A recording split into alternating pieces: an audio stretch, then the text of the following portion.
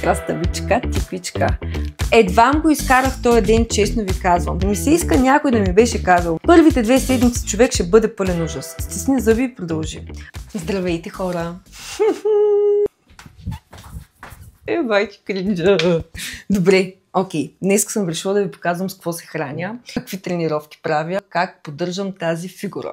За малко съм по бюстие, след малко се обличам свичера, но горе-долу да видите с какво разполагам.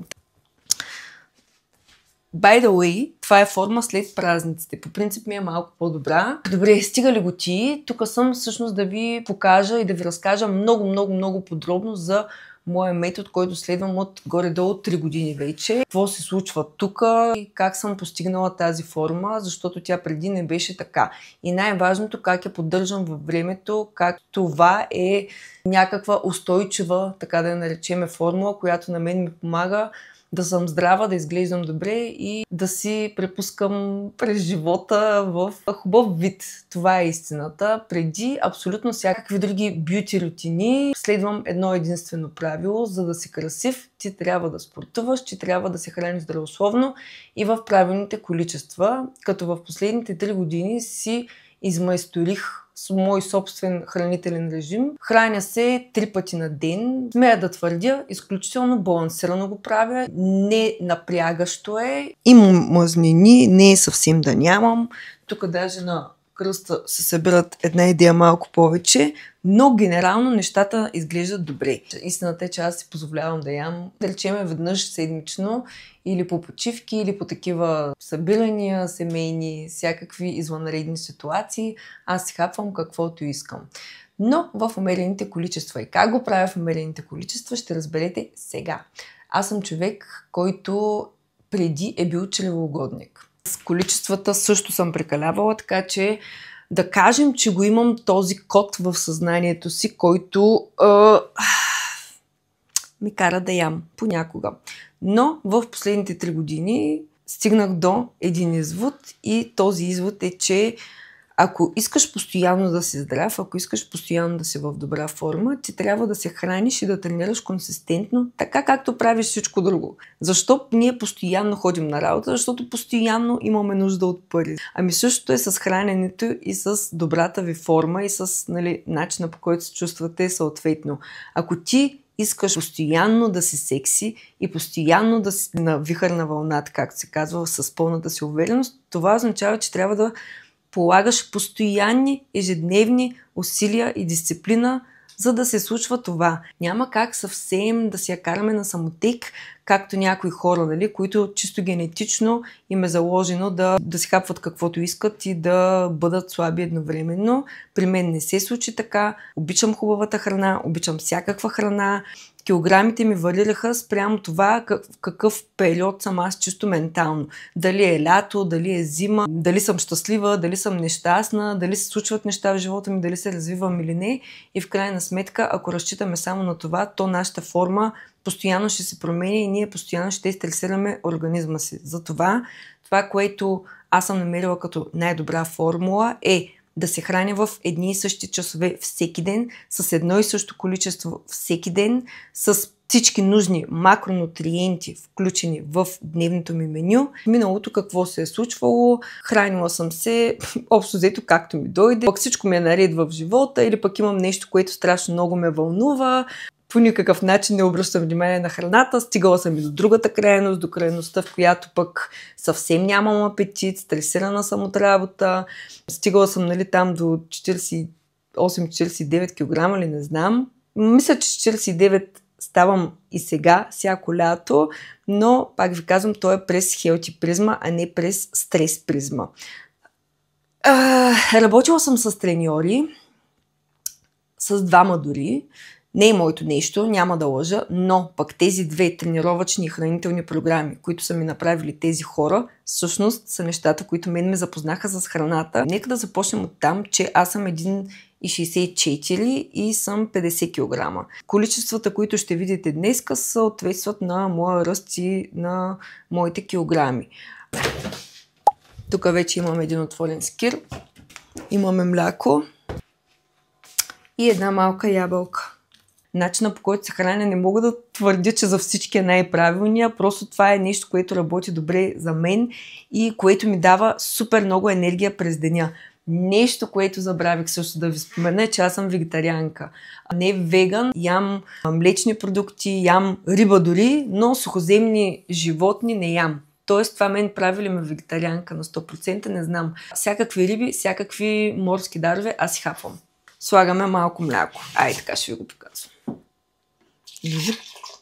Мисля, че това ще бъде единственият фуд влог, на който ще станете свидетели и стига толкова. Моята схема е следната. През седмицата, когато аз работя, си спазвам този режим. Но, когато е уикенд, когато ходим на брънч, когато е Великден, когато ходим някъде на почивка, аз си хапвам от каквото имам нужда и каквото ми се еде. Тогава си давам. Си давам от всичко. Но, благодарение на правилните количества, на които аз съм се научила тялото така или иначе, всъщност аз не мога да ям кой знае колко много в тези извънредни ситуации. Разнежила ли съм се организма през последните 3 години, храняйки се главно здравословно? Да, определено. Съжалявам ли за това нещо? Не, изобщо. Защото в момента в извънредните ситуации мен самото ми тяло не ми позволява да поглъщам количества, разбирате ли? Окей, тук в блендера имаме половин скир и малко мляко. Сега слагаме една доза протеин. Това е на Born Winner с Орео. Имам и един с ягодка. Кой ми се еде днеска? Май то с ягодката. Така. Слагаме капака и въртим. В момента съм в период в живота си, в който по-скоро не ми е фокуса храната. Даже изобщо. Това нещо, което го виждате сега, аз го правя машинално, но истината е, че в началото, първата година, изобщо не е било машинално. Честно да ви призная, до ден днешен, аз като се навечерям, мога още да ям. Като ми свърши вечерята, като си изям плода за десерт, да речеме, мен още ми се хапва. Това е, след като си бил червеугодник в миналото, нещата са една идея по-трудни. Но не мога да кажа, че е толкова трудно, колкото беше. Слагам закуската ми. Много е лекичко. Ако сложите една лъжица фъстъчено масло, ще бъде още по-добре, защото в това няма мазнини в момента. Просто не знам, мен не ми се яде. Не съм morning person. Не обичам да ям много на закуска. Обичам да ям вечер. След обяд и вечер, тогава ми се отваря апетита. Но правя каквото мога. Айде. В началото, когато започнах това приключение, така да се каже, броенето на калориите как се случи при мене. Пълен ужас. Първите 2 седмици бяха нещо като най-големия ми кошмар. Нон-стоп теглиш, нон-стоп го мислиш, объркан си, дали не ми хвана ПМС-то тогава, дали не ми закъсня цикъл от напрежение, не знам. Беше някакъв тотален ад. И между другото, това е нещо, за което ми се иска треньорите повече да говорят. Иска ми се, когато хванат човек, който е гол и бос на тази тема, на тема хранене и тренировки, да му кажат: ей, пич, в началото ще ти бъде много гадно. Нали, мъжете по-могат да следват някакъв вид режим и на тях просто им го дай на готово как трябва да се хранят, те просто ще го правят. С нас, жените, не е така. Ние имаме нужда от разнообразие на храната, имаме нужда да ни е вкусно, имаме определени периоди от месеца, в които просто искаме да се хапваме каквото и да е, не обичаме мерките. В смисъл, това са неща, които нас не сдухват, поне мене. И ми се иска някой да ми беше казал: Мише, така и така. Първите 2 седмици човек ще бъде пълен ужас. Стисни зъби и продължи. Първия месец, първата година, все ще бъде гадно. Все ще го мислиш, всичко ще се върти около това, защото ти нищо не знаеш на тази тематика. И съответно човек, когато учи нещо, човек, когато се подобрява на дадена тема, е най-нормалното нещо в началото да му бъде трудно, да бъде напрегнат, нон-стоп да го мисли, нон-стоп да бъде объркан, нон-стоп да бъде обзет малко или много от тази тема, при положение, че тя му е напълно нова. Това, че ние се храним регулярно, всеки ден, не означава, че знаем как да го правим, не означава, че знаем тялото ни от какво има нужда, не означава, че сме експерти в тази област, а пък за да сме започнали, за да сме влезли в това приключение, това означава, че ние имаме крайна цел. При мене, честно казано, когато започнах, аз си бях слабичка. От тогава съм качила, от тогава съм се пооформила. Идеята ми беше да започна да се храня здравословно и да добия едни нормални навици и съответно мисля, че чисто на външен вид тогава толкова бях слабичка, че нямах никакво дупе. Исках някакво дупе да направя. Това ми беше крайната цел. Anyways, през жените никога не е чак толкова просто, бе хора. Само при мисълта, че трябва да се обясняваме на някой как се храним, само при мисълта, че трябва да си пратим мерките на някой, само при мисълта, че трябва, нали, да се теглиме на този кантар горе-долу всеки ден или пък един път на седмица, това е нещо, което нас не сдухва. И в крайна сметка една топка от напрежение така се получи и дропнах всъщност работата с треньор. Но, има едно голямо но. Благодарение на работата с треньор, много добре опознах различните макронутриенти, различните хранителни групи, количествата, които трябва да приемам на ден от тях. Знам кога прекалявам с едното, знам кога прекалявам с другото, знам кога какво да ям, за да се чувствам добре. Броенето на калориите, този голям ужас, през който преминах аз първите 2 седмици, на днешна дата ми дава страхотна свобода. Така че, зали съм да опознаете калориите на храните и количествата, от които имате нужда конкретно за вашата фигура, за. Не казвам, че е готино, има шанс да станеш обсесивен, че аз станах обсесивна за някакъв кратък период от време, но това нещо отмина. Тук възниква вече един малко по-философски въпрос. Трябва ли малко или много да се обсебиш от нещо, за да го мастърнеш, за да го усвоиш като практика и метод? Знам, може би да. Относно тренировките, те са стандартни, все пак ще ви сложа долу в описанието точно какви тренировки съм правила. Друга особеност при мен е, аз пия страшно много вода на ден, поне по литър-2, имам такъв навик. За колко време го придобих този навик? За 2 дни. Това е нещо, което много бързо се усвоява. Тепърва предстои да направим обяд. Най-често включва яйца. Ям всяка вечер риба. Ям лаврак, ям сьомга, ципура. Рецептите, които съм си избрала, те са едновременно съдържащи нужните компоненти, протеин, въглехидрат, мазнина, и в същото време съм си направила рецептите така, че да мога да ги правя в рамките на 15 минути и те да са ми вкусни. Понеже въглехидрата ми е много малко, главно е от картоф, сладък картоф или пък от някакъв вид тортила, която съм си взела. Наистина трудно храносмилам баници, бухти, пици и всякакъв такъв тип тестени изделия, но в крайна сметка те не са и полезни. Така че щастлива ли съм от това, че по такъв начин, да се каже, съм си изнежила организма? Да, защото той не ми позволява да ям глупости. Имах един период преди 2 лета, в който просто ми писна от фитнес и започнах да следвам ютубърки, които показват 30-минутни тренировки. Отново настъпи този период. Тренировъчната програма, която аз ви слагам дали тук, дали в описанието ще видим, тя е изградила тази структура, тази форма. В момента мога да си позволя да я поддържам с всякакви други типове физически активности, като това, което очаквам да се случи, е малко да спадне мускула, но не прекалено много.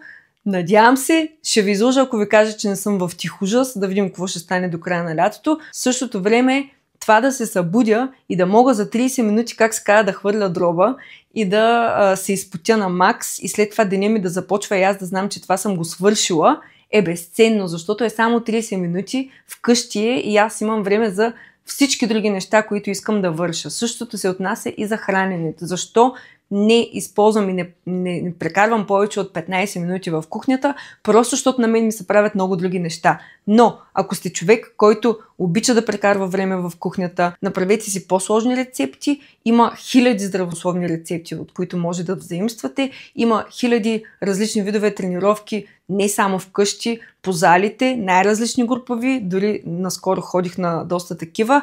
Но аз по такъв начин съм си оптимизирала времето, така че събуждам се, тренирам, медитирам, имам и други неща, които са ми в сутрешната рутина и просто the ultimate goal в момента ми е 30-минутна високоинтензивна тренировка. Следвам една ютубърка, която се казва Growing Ananas гледам нейните тренировки. Сега ще взема гирички, все пак да не изтървеме положението с задника. Приемете го, хора, като игра на повтаряне. Ти колкото повече повтаряш нещо, толкова повече му свикваш, толкова по-лесно става да го практикуваш. Аз на днешна дата не мисля какво ям.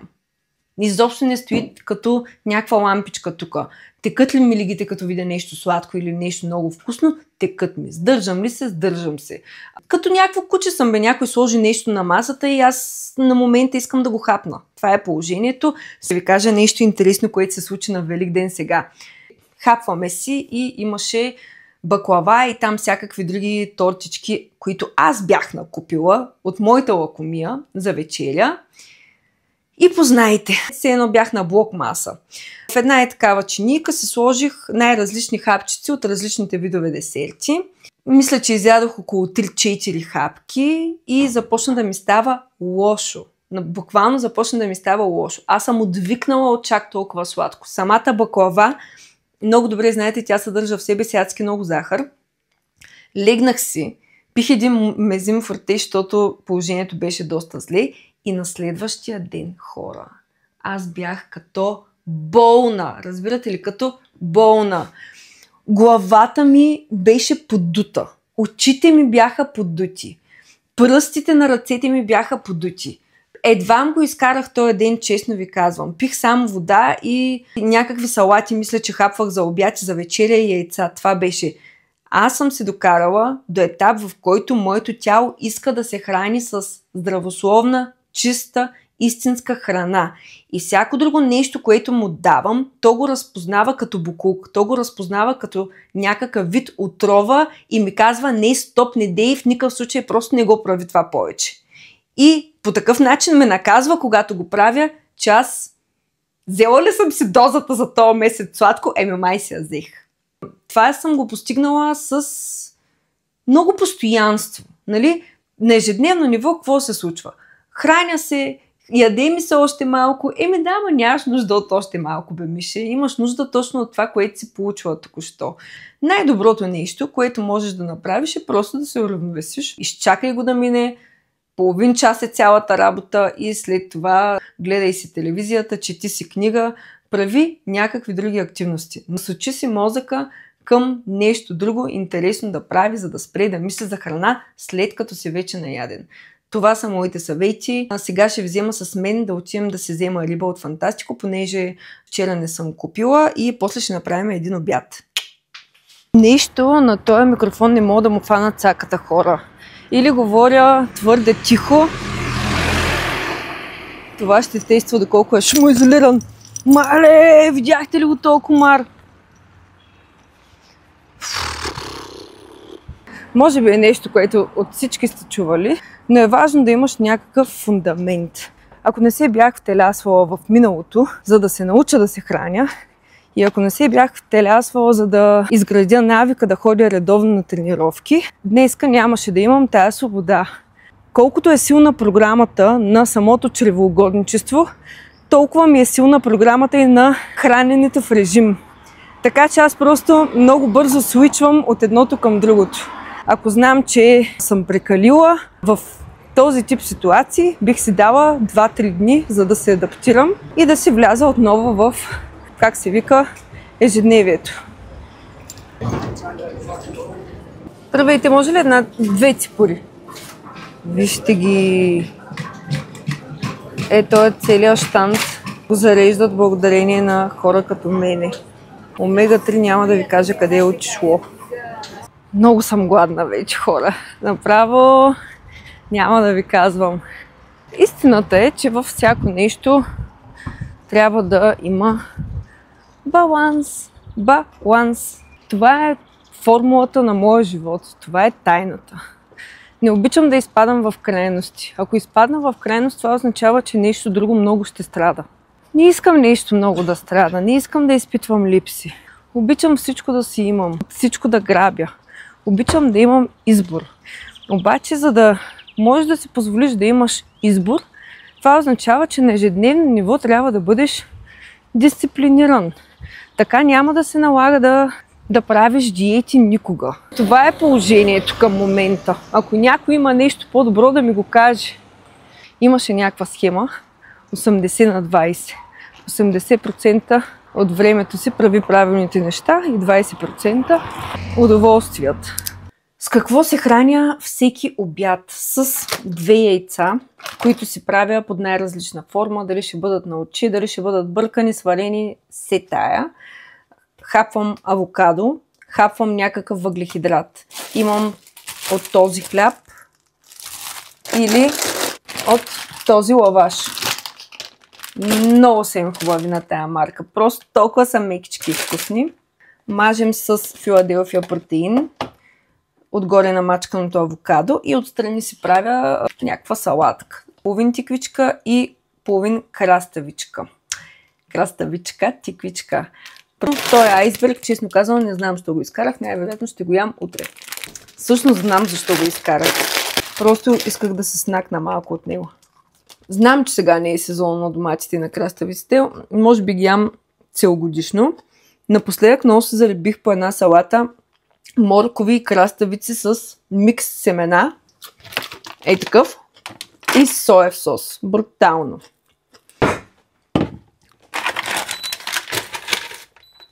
Между другото, си пуснах изследвания да видя дали всичко е наред, защото нали яйца всеки ден да ядеш. Заради жълтъка не е окей, но всичко е в нормата. Баща ми, той е лекар, каза, погледна ги и каза, че съм като космонавт. Тоест, това, което искам да ви кажа е, че с този тип хранене, едно и също всеки ден, мен пак нищо не ми липсва. Аз нямам нито един занижен показател, нито един завишен показател.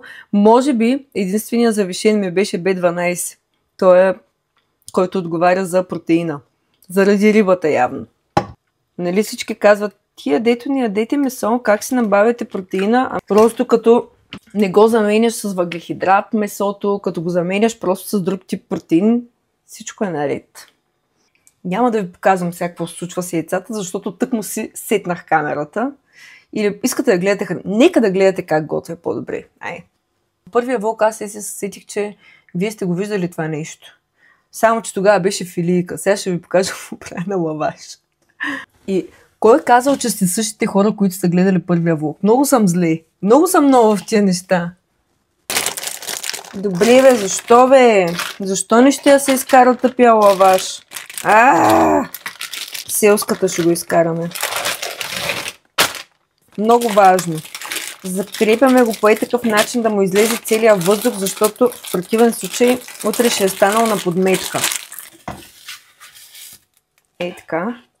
И много обичам в уикендите да се остана вкъщи единия ден, да си направя някаква брутална овесена каша с тахан, с мед, с боровинки. Такъв тип закусчици. Мале, загърмя, пък дрехите са ми отвънка. Anyways, това е, което много обичам да правя. Да, кажете дали ще ви бъде интересно, защото ако не ви е интересно, няма да го правя, но пък ако много увлекателно говоря за храната и много резонирате с мен и това е някакъв влог, който ви е бил изключително полезен, ще продължа да го правя. Имам ли избор? Ето ги яйчицата. Виждате ли? Обаче отивам да се прибирам дрехите, хора. Абсолютен хамалски готвач. Майка ми направо като му види в кухнята и става лошо на жената, но важното е, че крайният резултат почти винаги е страхотен. Айде да не кажа винаги, защото не е да сме нямали изцепки. Даже есен наскоро с нея. Маме, ако гледаш спаначената салата за Великден, как се получа? И кой беше виновен?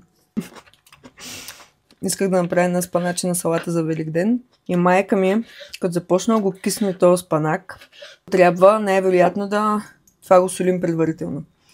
Трябва само да се мине за малко подмивката и да се сложи. Пък тя го накисна и съответно целият се разводни, стана като манджалък и прецакахме салатата и аз се разсърдих на мама. Но вече не съм сърдита. Слагаме тук тортилата. Съжалявам за хамалското готвене, просто нямам съдове. Това е положението. Перфектно. Ей това авокадово олио ползвам. Трябва да изгледате няколко подкаста на Инчика Сабие. Говори много смислени неща и много неща научих от нея.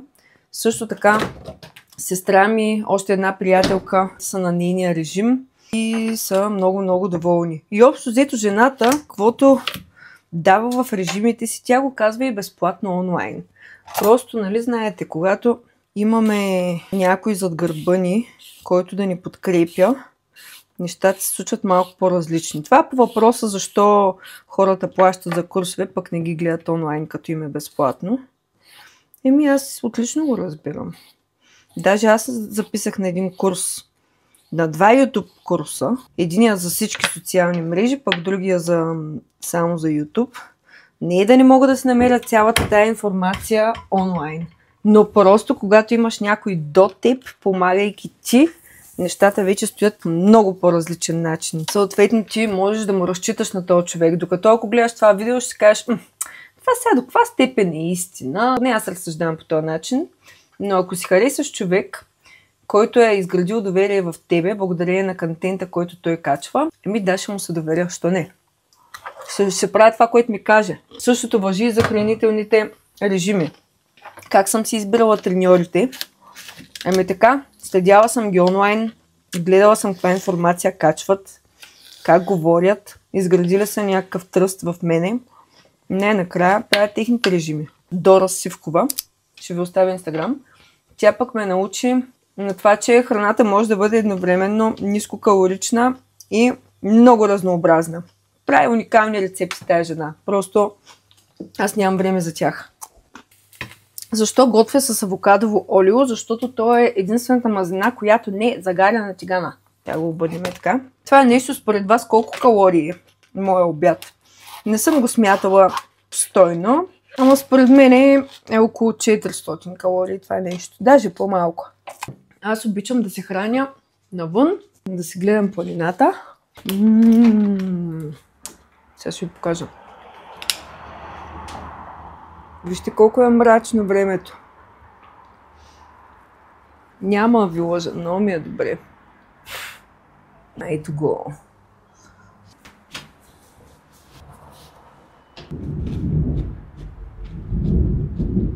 Взела съм 2 рибки, 2 ципурки, хубави. До много скоро спорих на темата дали рибата е хубаво да се мие. Проверих онлайн, казаха, че не е окей да се мие, защото ако има някакви микроби, те по-скоро започват да щъкат наляво-надясно, веднага след като я минем с вода. Така че я слагаме директно така от турбичката на тавата. Не знам доколко е вярно това, хора. Напишете в коментарите. Сол и черен пипер са единствените неща, които слагам на рибата. Абсолютно нищо друго не й трябва. Добре, хора, слагам рибата вътре и след това ще помисля някаква готина салатка да направя.